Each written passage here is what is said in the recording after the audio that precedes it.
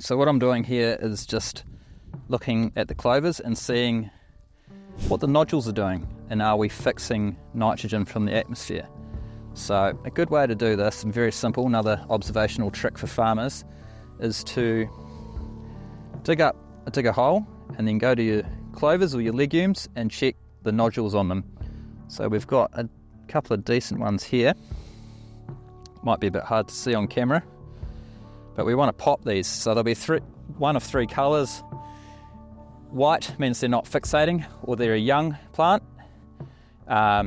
Red or pink, they'll be fixing nitrogen, free nitrogen from the atmosphere. And green, they've been fixing nitrogen but now they've turned off, either due to N fertiliser being put on or the soil has cooled down, so it's a winter period. So the thing you want to do is, I don't know if you can see that nodule, those couple of little bean-like things there, and you want to split them in half. So hopefully I don't have, so this is like a little bit pink on the inside, on the end of my thumb there. And now that means that this is fixing nitrogen from the atmosphere, which is free nitrogen, which means you don't need to put as much on. And you can see that these clovers are standing up high as well, so they're pretty happy. Another thing to do is check for the aggregation of your soil. Like, look at this is pretty good. It's just crumbling and falling apart. There's good moisture in here. I don't know when the last time it was irrigated, but you can just feel it, and it just breaks up. So it's kind of that chocolate cake.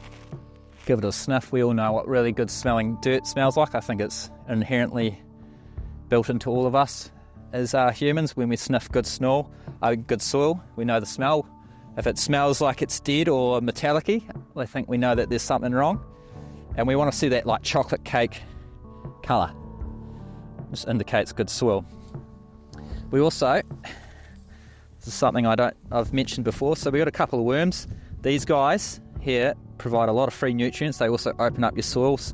We want to get about 25 of these in a spade. So another thing we really want to look for in terms of really good soil health and function is, like, when we look at all these roots, are they getting covered in like that brown chocolatey stuff, because that's the rhizosphere and it creates a rhizose sheath. So that's when the oil aggregates actually stick to the roots.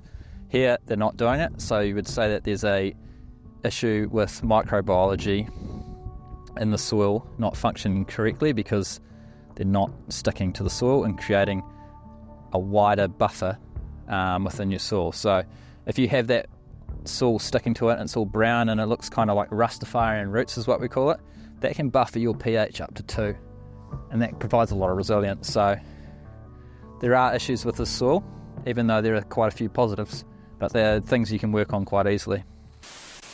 Worms are cool. That's all you need to know. Look at them.